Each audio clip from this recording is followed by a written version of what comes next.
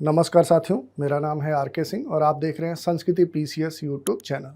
आज हम अपने इस एपिसोड में बात करने वाले हैं राजस्थान राज्य लोक सेवा आयोग के द्वारा वर्ष 2018 में आयोजित प्रारंभिक परीक्षा। उसी के अंतर्गत क्या है कि जो भूगोल खंड के अंतर्गत भारत एवं विश्व भूगोल खंड से जो प्रश्न पूछे गए थे उनकी चर्चा आज हम अपने इस सेशन में करेंगे और देखेंगे कि कौन से तथ्य हैं जो आपको जानने चाहिए और कैसे इन प्रश्नों को हल किया जा सकता था, ताकि आप इनके आधार पर आने वाली जो आगामी परीक्षाएं हैं उनको आसानी से क्या कर सके, उनके प्रश्नों को हल कर सके। तो सबसे पहले हम देख लेते हैं कि कौन से प्रश्न हैं। अगर इन प्रश्नों की बात करें तो जो सबसे पहला प्रश्न है वो आपके सामने है। पहला प्रश्न क्या कह रहा है कि सूची 1 को सूची 2 से सुमेलित कीजिए तथा सही उत्तर का चयन नीचे दिए गए कूट के आधार पर दीजिए। जो पहली सूची है वो पर्वत शिखरों की सूची है, जिसमें एल्ब्रूज पर्वत, कलिमंजारो पर्वत, माउंट कुक पर्वत, मैकिनले, ये सारे क्या है कि पर्वत शिखरों के नाम दिए गए हैं। और दूसरे तरफ इनकी अवस्थिति की सूची दी गई है कि आखिर इनकी अवस्थिति किस देश में है। यही प्रश्न आपसे पूछ रहा है और ये कह रहा है कि इनको आप मिलान कीजिए, इनका मिलान करिए, इनको मैच करिए, सही युग्म बनाइए और उसी के आधार पर दिए गए कूट के आधार पर सही विकल्प का चुनाव कीजिए। तो एक एक करके हम देख लेते हैं। जो एल्ब्रूज पर्वत है, आखिर ये इनमें से कहाँ अवस्थित है, ये पूछ रहा है। और अगर हम बात करें तो एल्ब्रूज जो पर्वत है ये क्या है कि जो रसिया है, रूस है, जॉर्जिया है, वहीं इसके बॉर्डर पे अवस्थित है। तो इसके आधार पर हम कह सकते हैं कि जो एल्ब्रूज पर्वत है या पर्वत शिखर है ये कहाँ पर अवस्थित है, तो ये रसिया में अवस्थित है।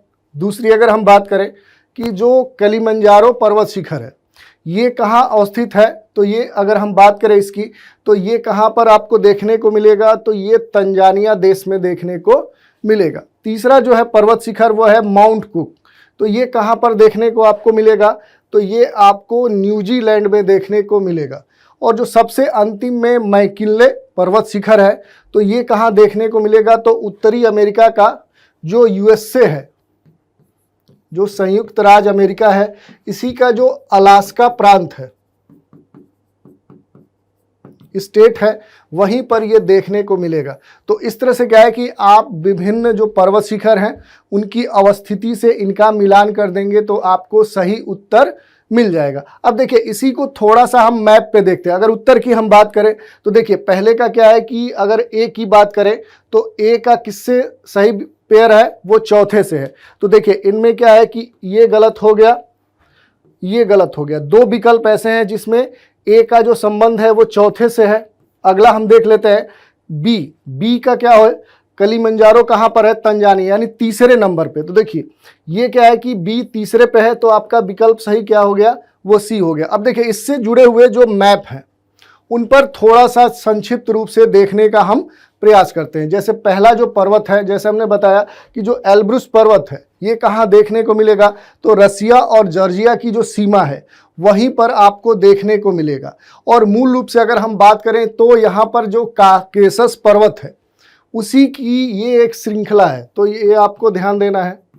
जो काकेशस पर्वत श्रृंखला है उसी का क्या है, ये एक शिखर है, ये पीक है।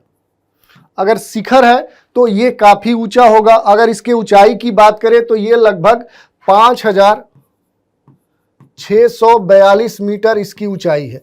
तो ये भी आपको जानना चाहिए। और इसी के साथ अगर हम बात करें तो मूल रूप से क्या है कि ये एक सुषुप्त ज्वालामुखी पर्वत है और यही इसकी अवस्थिति क्या है कि रूस जॉर्जिया की सीमा पर अवस्थित है। तो ये हमने देख लिया। दूसरा जो पॉइंट था वो था कि माउंट जो किलिमंजारो है ये कहाँ पर अवस्थित है। तो देखिए ये क्या है कि ये तंजानिया में देखने को आपको मिलेगा और ये क्या है कि यही इसकी अवस्थिति है, यानी कह सकते हैं कि ये इसके पूर्वी छोर पर अवस्थित है। और मूल रूप से क्या है कि ये भी एक निष्क्रिय ज्वालामुखी पर्वत है, निष्क्रिय ज्वालामुखी पर्वत है, यानी इनएक्टिव वोल्केनो है। और ये क्या है कि अगर हम इसकी बात करें तो ये चूंकि क्या है कि तंजानिया किस महाद्वीप का देश है, तो ये अफ्रीकी महाद्वीप का देश है। तो इसी कारण से हम कह सकते हैं कि ये जो माउंट किलिमंजारो है, ये क्या है कि अफ्रीकी महाद्वीप का, अफ्रीकी कंटिनेंट का क्या है कि कह सकते हैं कि ये सर्वोच्च शिखर है। ये अक्सर पूछता है, ये क्या है, हाईएस्ट पीक है। तो ये क्या है कि ये अफ्रीकी महाद्वीप का सर्वोच्च शिखर है। तो ये भी आपको ध्यान रखना है। अब इसी के साथ क्या है कि जैसे हमने देखा कि जो माउंट कुक है, ये कहाँ पर देखने को मिलेगा, आपको न्यूजीलैंड में देखने को मिलेगा। और जो माउंट मैकिन्ले है, ये जो पर्वत शिखर है, ये क्या है कि आपको जो अलास्का राज्य है, ये क्या है कि आपको अलास्का राज्य दिखाया गया है। और इसी के क्या है कि ये एक चोटी है। अगर आप बात करेंगे तो जो राकी पर्वत है वो यहाँ तक विस्तारित है, उसी की एक चोटी है, जिसकी अगर हम ऊंचाई की बात करें तो ये क्या है कि यहाँ पर सबसे ऊंचा है, अलास्का में ये सबसे ऊंची चोटी है। और बाद में क्या है कि इसका नाम परिवर्तित कर दिया गया, जिसका नाम अब वर्तमान में देनाली रख दिया गया है। ये क्या है, अब वर्तमान में इसका जो नाम रख दिया गया है वो देनाली है। तो ये भी आपसे पूछ सकता है। तो ये हमने देख लिया। अगला प्रश्न देख लेते हैं। अगला प्रश्न कह रहा है कि कौन सा पेयर इनमें से सही सुमेलित नहीं है। ये आपसे प्रश्न पूछ रहा है। एक तरफ क्या है कि विभिन्न औद्योगिक प्रदेश, जो इंडस्ट्रियल रीजन है, उनका एक सूची दे रहा है, जिसमें क्या है कि रूर, ये रूस नहीं है बल्कि क्या है, रूर क्षेत्र, ठीक है। दूसरा है दक्षिणी न्यू इंग्लैंड औद्योगिक प्रदेश, तीसरा है पो घाटी, और चौथा है कांटो मैदान। ये क्या है कि 4 जो इंडस्ट्रियल रीजन है विश्व के सबसे प्रसिद्ध, उनके बारे में पूछ रहा है। और ये कह रहा है कि किस देश में अवस्थित है, और उसमें दे रहा है कि इनमें से, यानी इन 4 में से कोई एक है जो सही सुमेलित नहीं है। एक एक करके हम देख लेते हैं। जैसे अगर हम बात करें तो जो रूर औद्योगिक क्षेत्र है, ये क्या है कि ये जर्मनी में हमें देखने को मिलता है। दूसरा तो ये सही हो गया। दूसरा जो है दक्षिणी न्यू इंग्लैंड, इसके सामने लिखा गया है यूनाइटेड किंगडम। तो देखिए जो न्यू इंग्लैंड औद्योगिक क्षेत्र है, ये आपको कहाँ देखने को मिलेगा, तो ये नॉर्थ अमेरिका महाद्वीप के, जो यूएसए है, संयुक्त राज्य अमेरिका है, उसी के ईस्टर्न, यानी कह सकते हैं कि पूर्वी छोर पर ये आपको देखने को मिलेगा। और ये एक महत्वपूर्ण औद्योगिक प्रदेश है। तो ये क्या हुआ कि ये गलत हुआ। इस आधार पे जो आपका सही उत्तर होगा वो बी होगा, क्योंकि जो न्यू इंग्लैंड औद्योगिक प्रदेश है वो यूनाइटेड किंगडम के बजाय कहाँ पर है, यूएसए में अवस्थित है। तो इस आधार पे तो आपका उत्तर मिल गया, तो आगे बढ़ने की आवश्यकता ही नहीं है। लेकिन फिर भी हम देख लेते हैं। अगला है पो घाटी औद्योगिक क्षेत्र, और इसके सामने दिया गया है इटली। तो जो पो नदी है, इटली में अगर आप जाएंगे तो क्या है कि पो नदी देखने को मिलेगी। और उसी की जो वैली है, उस पूरे वैली में क्या है कि एक इंडस्ट्रियल रीजन डेवलप हुआ है, और उसी के बारे में पूछ रहा है कि ये कहाँ पर अवस्थित है। तो ये इटली में है, तो ये भी सही हुआ। अंतिम है कांटो मैदान। तो देखिए कांटो मैदान जो है वो जापान का एक महत्वपूर्ण औद्योगिक क्षेत्र है। तो ये भी क्या है कि ये भी विकल्प सही है। तो इसके आधार पर हम देखें तो जो बी है, ये पेयर गलत था। अब इसी को थोड़ा सा मैप में संक्षिप्त रूप से देख लेते हैं। जैसे अगर बात करेंगे तो ये जर्मनी का मैप है, और जर्मनी के पश्चिमी हिस्से में आएंगे तो यहीं पर आपको रूर औद्योगिक क्षेत्र, ये क्या है, एक इंडस्ट्रियल रीजन है, जो कहाँ देखने को मिलता है, जर्मनी में देखने को मिलता है। और जर्मनी का जो पश्चिमी भाग है वहीं पर ये देखने को आपको मिलेगा। और मूल रूप से क्या है कि यहाँ पर जर्मनी में अगर हम बात करें तो जो लौह इस्पात है, जो कोयला है, उसके दृष्टिकोण से ये काफ़ी महत्वपूर्ण है। तो जो रूर क्षेत्र है, ये क्या है कि लौह अयस्क, या कह सकते हैं कि इस्पात, और इसी के साथ अगर कोयले की बात करें तो इन दोनों दृष्टिकोणों से क्या है कि ये जर्मनी का एक महत्वपूर्ण औद्योगिक क्षेत्र है। तो ये हमने देख लिया कि रूर जो औद्योगिक क्षेत्र था। दूसरा जो है वो कह रहा है कि पो नदी घाटी जो औद्योगिक क्षेत्र है। तो देखिए इटली में ये पो नदी है, और इसी का जो नदी घाटी क्षेत्र है, यहाँ पर अच्छा इंडस्ट्रियल रीजन डेवलप हुआ है। और यहाँ पर क्या है कि अगर हम बात करें तो जो महत्वपूर्ण उद्योग हैं उनमें क्या है कि क्लॉथ इंडस्ट्री है, यानी वस्त्र उद्योग। दूसरा है ऑटोमोबाइल, ये क्या है कि यहाँ के सबसे बड़े इंडस्ट्री हैं। इसी के साथ क्या है कि यहाँ बड़े स्तर पे इनके डेवलप होने से क्या हुआ है कि कुछ अन्य उद्योगों का भी विकास हुआ है। अगर उनकी हम बात करें तो जो इंजीनियरिंग उद्योग है ये भी काफी यहां पर विकसित हुआ है। तो इस दृष्टिकोण से क्या है कि इटली का जो पो नदी घाटी बेसिन है ये एक महत्वपूर्ण इंडस्ट्रियल रीजन है। तो इसको हमने देख लिया। देखिए जब भी आप मैप देखिए तो उसके आसपास के जो महत्वपूर्ण कह सकते हैं स्थलीय क्षेत्र हैं, जो जलीय क्षेत्र हैं, उनको भी आप यहीं पर लोकेट कर लीजिए। जैसे जो भी लोकेट की बात करें तो जो जलीय क्षेत्र हैं उनको देख लीजिए, और अगर यहाँ पर कोई महत्वपूर्ण द्वीप है, कोई जल संधि है, कोई अन्य इससे जुड़ा हुआ तथ्य है, तो यहीं पर क्या करिए मार्क कर लीजिए, ताकि फिर से बार बार आपको रिवीजन करने की आवश्यकता न पड़े। तो ये हमने देख लिया। अगला जो है वो है जापान का कांटो मैदान। तो देखिए जापान के पूर्वी छोर पर ये क्या दिखेगा आपको, कांटो मैदान देखने को मिलेगा, और ये जापान का एक महत्वपूर्ण औद्योगिक क्षेत्र है। यहाँ पर अगर हम बात करें तो लौह इस्पात उद्योग, यहाँ पर लौह इस्पात उद्योग, और इसी के साथ अगर हम बात करें तो यहाँ पर बड़े स्तर पे वायुयान या कह सकते हैं कि जहाजरानी इंडस्ट्री का भी विकास हुआ है। तो देखिए यहाँ पर दोनों चीजें हैं। अगर हम बात करें तो वायुयान इंडस्ट्री और दूसरा क्या है कि जहाजरानी, इन दोनों उद्योगों का काफी विकास हुआ है। और यहाँ पर अगर हम बात करें तो वस्त्र इंडस्ट्री या कह सकते हैं कि जो क्लॉथ इंडस्ट्री है इनका भी डेवलपमेंट हुआ है। तो इस दृष्टिकोण से ये जो कांटो मैदान है ये जापान में काफी प्रसिद्ध एक औद्योगिक क्षेत्र है जिसके बारे में आपसे पूछा था। अगला देख लेते हैं। अगला क्या है कि ये था न्यू इंग्लैंड क्षेत्र। देखिए ये क्या है कि आपको यूएसए देखने को मिल सकता है, और यहीं पर क्या है कि ये न्यू इंग्लैंड क्षेत्र के बारे में आपसे पूछा था, और ये कह रहा था कि ये यूनाइटेड किंगडम में अवस्थित है। तो नहीं, ये कहाँ पर अवस्थित है, ये यूएसए में। ये क्या है कि ये नॉर्थ अमेरिका है, और नॉर्थ अमेरिका का जो यूएसए यानी संयुक्त राज्य अमेरिका जो देश है उसी के पूर्वी छोर पर ये क्या है कि न्यू इंग्लैंड इंडस्ट्रियल रीजन अवस्थित है। और यहाँ पर बड़े स्तर पे विभिन्न उद्योगों का विकास हुआ है, जैसे वस्त्र उद्योग, चमड़ा उद्योग, विभिन्न प्रकार की जो मशीनें हैं उनका निर्माण यहाँ पर किया जाता है। और यही नहीं, ये भी कहा जाता है कि जो यूएसए में जो औद्योगिक विकास हुआ वो यहीं से प्रारंभ हुआ। तो ये इस दृष्टिकोण से भी ये हमारे लिए महत्वपूर्ण है।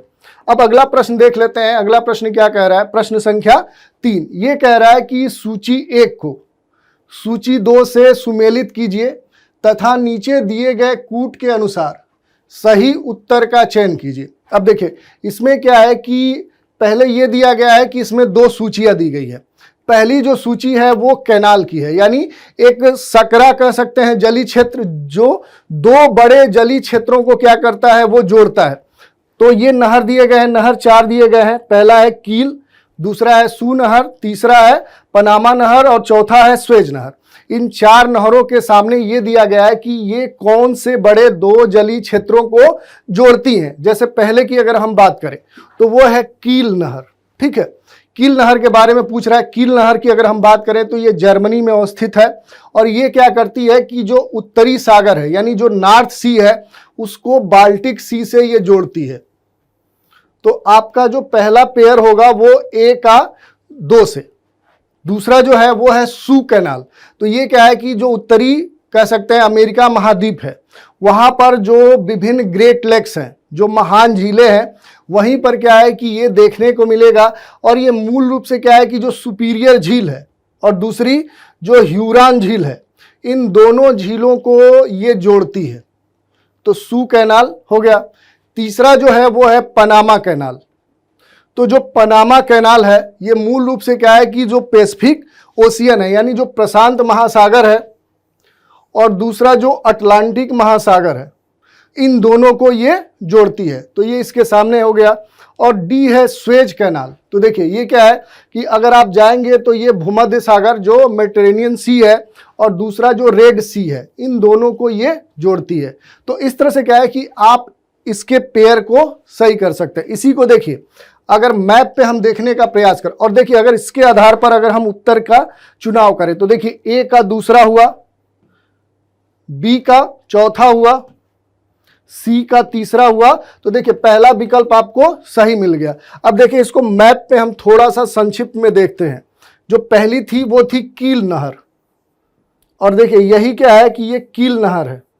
ये क्या कर रही है कि इधर नॉर्थ सी है, कह सकते हैं कि जो उत्तरी सागर है, और दूसरे तरफ क्या है कि ये देखिए मैप में जो जलीय क्षेत्र है ये बाल्टिक सी है। इन दोनों को क्या करती है, कील नहर जोड़ती है। तो इस दृष्टिकोण से ये महत्वपूर्ण है। दूसरा, अगर हम बात करें कि जो सू कैनाल है, तो जो नॉर्थ अमेरिका, या कह सकते हैं कि यहाँ पर जो विभिन्न ग्रेट लेक्स हैं, जिसमें जो शामिल झीलें हैं वो है सुपीरियर झील, मिशिगन झील, ह्यूरॉन झील, इरी झील और ओंटारियो झील। तो इसमें क्या है कि जो सू कैनाल है, जो सू नहर है, ये क्या है कि इस सुपीरियर झील को इस ह्यूरॉन झील से जोड़ती है। यहीं पर आपको ये सू नहर देखने को मिलेगी। तो ये आपके लिए महत्वपूर्ण है। इसी के साथ यहाँ एक और नहर है जिसको हम वेलैंड नहर बोलते हैं, वेलैंड कैनाल बोलते हैं। ये जो नहर है ये क्या है कि जो लेक इरी है, यानी जो इरी झील है, उसको ओंटारियो झील से जोड़ती है। तो ये भी आपको ध्यान रखना है। और इसी के साथ यहाँ पर ये जो झीलें हैं, इनके तट पर कुछ महत्वपूर्ण औद्योगिक शहर है। जैसे अगर हम बात करें शिकागो है, साल्ट सेंट मैरी है, डेट्रॉयट है, तो इनको भी आपको रिकॉल करना है, क्योंकि यहाँ से भी प्रश्न अक्सर पूछ लिए जाते हैं। तो ये हमने देख लिया। अगला जो है वो क्या है, वो है पनामा कैनाल। ठीक है, तो देखिए ये क्या है कि ये नॉर्थ अमेरिका है और ये साउथ अमेरिका है, और यहीं पर क्या है कि ये जो कैनाल है ये क्या है कि जो अटलांटिक महासागर है, और इधर क्या है कि आपको पैसिफिक ओशियन देखने को मिलेगा। तो इन दोनों को कौन जोड़ती है, तो वो पनामा नहर जोड़ती है। और अगर हम बात करें कि आखिर इसका निर्माण कब हुआ, तो वर्ष 1914 में, यानी अगर हम पनामा निर्माण की बात करें कि ये नहर कब निर्मित की गई, तो ये 1914 में इसका निर्माण प्रारंभ हो गया था। और उसके बाद से क्या है कि इन दोनों क्षेत्रों को जोड़ने के बाद ये जो दूरी है वो काफ़ी कम हो गई। तो ये हमने देख लिया कि जो पनामा कैनाल थी। जो अगली है वो क्या है, वो है स्वेज नहर। तो देखिए आप ये कहाँ नहर देखने को मिलेगी, तो ये क्या है, इधर वाला अफ्रीका वाला रीजन है जहाँ इजिप्ट है, और इधर क्या है कि ये आपको रेड सी देखने को मिलेगा। और इधर अगर आप आएंगे तो जो बाकी क्षेत्र है, और यहीं पर क्या है कि जो भूमध्य सागर है, ये भूमध्य सागर वाला जलीय क्षेत्र है, और ये लाल सागर वाला जलीय क्षेत्र है। इन दोनों को क्या है कि ये बीच में जो स्वेज कैनाल है ये जोड़ती है। तो यही आपसे पूछा था। और जो स्वेज नहर है ये क्या है कि 1869 में फ्रांस के द्वारा ये निर्मित, इसका या कह सकते हैं इसका निर्माण प्रारंभ हुआ, जो रेड सी को मेडिटेरियन सी से ये जोड़ती है। अगर इसकी हम लंबाई की बात करें कि ये जो नहर है इसकी लंबाई कुल कितनी है, तो ये लगभग क्या है कि 165 मीटर। इस स्वेज कैनाल की अगर हम लंबाई बात करें तो ये 165 मीटर है। और वर्ष 1956 में इस नहर का जो अधिग्रहण है वो क्या है कि यहीं पर देखेंगे कि ये इजिप्ट है।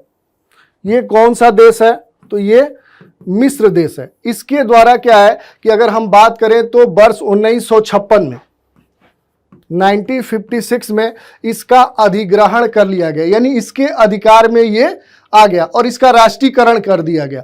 तो ये हमने देख लिया, ये जो विभिन्न कैनाल्स थी इनके बारे में जो महत्वपूर्ण तथ्य हो सकते थे उनकी हमने चर्चा कर ली। अगला प्रश्न है, ये कह रहा है कि निम्नलिखित में से कौन सी पर्वतीय चोटी क्या है कि पूर्वी घाट में अवस्थित नहीं है।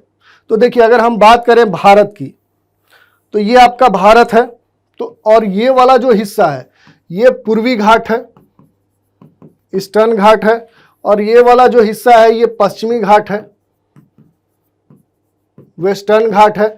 इसी के बारे में ये प्रश्न पूछ रहा है कि इनमें से कौन सा पश्चिमी घाट का हिस्सा है, यानी कि कह रहा है कि इनमें से जो 3 होंगे वो पूर्वी घाट का हिस्सा होंगे, एक जो होगा वो पश्चिमी घाट का होगा। अब देखिए इसी को आपको ध्यान में रखना है। तो देखिए जो इसमें से 3 है, गलीकोंडा, सिकरामगट्टा, मादुगुला कोंडा, ये तीनों क्या है कि ये पूर्वी घाट के हिस्से हैं, ये ईस्टर्न घाट के हिस्से हैं। जबकि जो सलहेर है ये क्या है कि ये पश्चिमी घाट में अवस्थित है। और यहाँ पर क्या है कि अगर महाराष्ट्र में आप जाएंगे जो महाराष्ट्र राज्य है वहीं पर ये स्थान देखने को आपको मिलेगा। और यहाँ पर मूल रूप से क्या है कि ये जो क्षेत्र है यहाँ पर कई दर्शनीय स्थल भी देखने को मिलेंगे। जैसे अगर आप देखेंगे तो जो सलेर यहाँ पर दुर्ग है वो काफ़ी दर्शनीय स्थल है।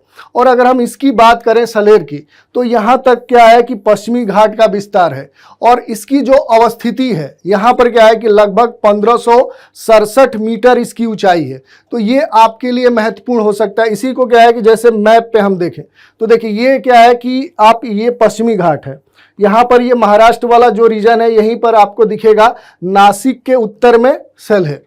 इसी के बारे में आपसे ये प्रश्न पूछा था कि कौन सा निम्न में से है जो पूर्वी घाट में अवस्थित नहीं है। तो इसके लिए क्या है कि आपको जो विभिन्न ज्योग्राफिकल लोकेशन है, जो भौगोलिक अवस्थितियां हैं, उनके बारे में संक्षिप्त रूप से जानकारी होनी आवश्यक है। अब अगला प्रश्न देख लेते हैं। अगला प्रश्न क्या है? प्रश्न संख्या 5। ये क्या कह रहा है कि कौन सा सही सुमेलित नहीं है। यानी कि क्या है कि इसमें 2 सूचियां दी गई हैं। जो पहली सूची है वो है शिफ्टिंग जो एग्रीकल्चर होता है, यानी जो स्थानांतरणशील कृषि होता है उसकी सूची दी गई है। और दूसरे तरफ क्या है कि राज्यों के नाम दिए गए हैं। और प्रश्न में ये पूछ रहा है कि जो ये विभिन्न शिफ्टिंग एग्रीकल्चर के जो अलग अलग क्षेत्रों में जो नाम है वो किस राज्य से जुड़ते हैं। तो देखिए इसमें पहला जो नाम है वो है पोंडू। तो देखिए जो पोंडू है, और अगर मूल रूप से हम बात करें कि आखिर स्थानांतरणशील कृषि होती क्या है, जो शिफ्टिंग फार्मिंग है, एग्रीकल्चर है, वो क्या होता है।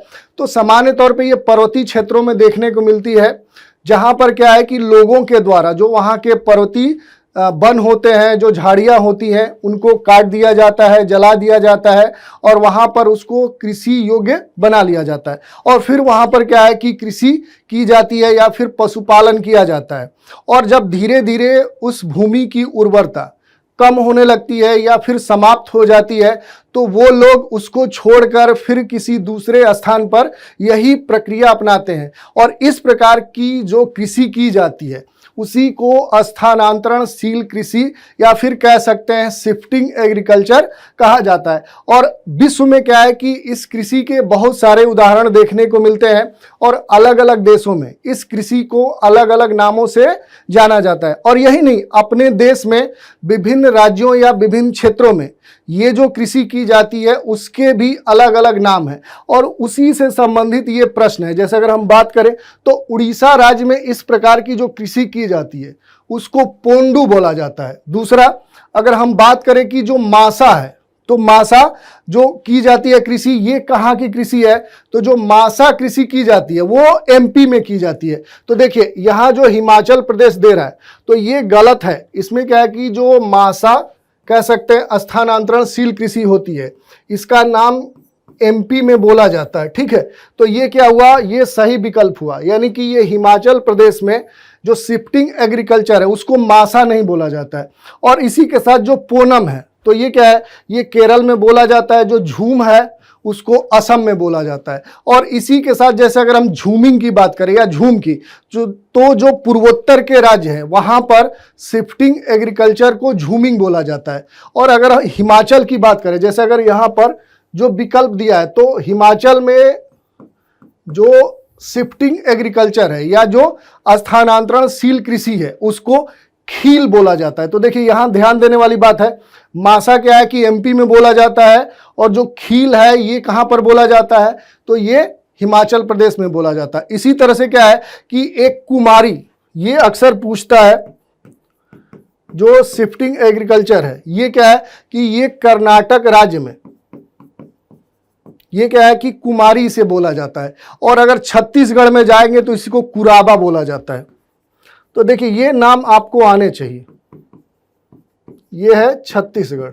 तो ये विभिन्न इससे जुड़े हुए जो तथ्य थे इनकी हमने चर्चा कर ली। इसी को थोड़ा सा हम पिक्टोरियल फॉर्म में देख लें तो देखिए जो शिफ्टिंग एग्रीकल्चर होता है इसी को क्या है कि स्लैश एंड बर्न एग्रीकल्चर भी बोलते हैं, यानी काटना और जलाना और उसके बाद कृषि करना। जैसे अगर क्या है कि ये क्षेत्र है, यहाँ पर ये फॉरेस्ट एरिया है, इसको क्या किया जाएगा कि यहाँ पर पेड़ पौधों झाड़ियों को काट दिया जाएगा, उसके बाद इनको जला दिया जाएगा और फिर जो भूमि तैयार होगी वहाँ पर क्या है कि एग्रीकल्चर किया जाएगा, पशुपालन किया जाएगा। और जब धीरे धीरे इस भूमि की उर्वरता कम हो जाएगी या फिर समाप्त हो जाएगी तो फिर इसको छोड़ दिया जाएगा और बाद में क्या है कि यही भूमि नेचुरली रूप से क्या होगी, फिर से ग्रोथ कर जाएगी। हो सकता है आने वाले समय में यहाँ पर फिर से यही क्रिया दोहराई जाएगी। तो ये हमने देख लिया। अगला प्रश्न देख लेते हैं। ये कह रहा है कि निम्नलिखित में से कौन सी पहाड़ियाँ राजस्थान में विंध्यन पर्वत श्रेणियों का विस्तार नहीं है। तो देखिए ये चार क्या है कि पहाड़ियों के नाम दिए गए हैं और ये कहा जा रहा है कि इनमें से कौन सी पहाड़ी राजस्थान में विंध्यन पर्वत श्रेणी का कह सकते हैं कि इसका विस्तार नहीं है। तो देखिए इसमें क्या है कि ये जो तीन पर्वत श्रेणियां हैं, पहली डोरा, अलवर और गिरवा, ये क्या है कि ये इसका विस्तार नहीं है, बल्कि क्या है कि जो मुकंदरा पहाड़ी है वो क्या है कि ये विंध्यन पर्वत का कह सकते हैं कि जो उत्तरी विस्तार है, ये उत्तरी विस्तार है। और इस पर्वत के चारों ओर, जैसे पर्वत होता है, इस पर्वत के चारों ओर जो दर्रा वाले क्षेत्र है वहां पर क्या है कि अब अभ्यारण्य बना दिया गया है, ठीक है। और यहां पर क्या है कि वर्ष 2006 में इसको नेशनल पार्क घोषित कर दिया गया, डिक्लेयर कर दिया गया। तो इस तरह से क्या है कि ये हमने देख लिया। और ये जो तीन पर्वत हैं ये क्या है, ये अरावली पर्वत के विस्तार है। तो ये क्या है कि दो पर्वतों के बारे में अगर बेसिक जानकारी आपको होगी कि विंध्यन पर्वत का विस्तार कहां तक है, उसका विस्तार किन किन पर्वत श्रेणियों तक है, और इसी के साथ अरावली पर्वत के बारे में अगर आपको बेसिक नॉलेज होगा तो ऐसे प्रश्नों को आप आसानी से सही कर सकते हैं। अगला प्रश्न हम देख लेते हैं, प्रश्न संख्या 7।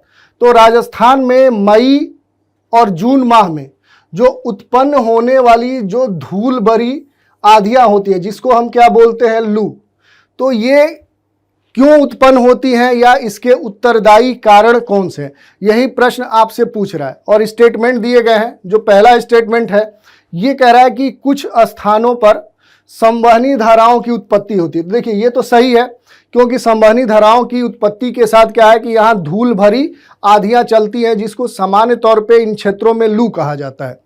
दूसरी बात कही जा रही है कि अरावली पहाड़ियां दक्षिण पश्चिम हवाओं के समानांतर है, ये स्टेटमेंट गलत है। तीसरा स्टेटमेंट है अति तीव्रगामी पूर्वी हवाओं की उत्पत्ति।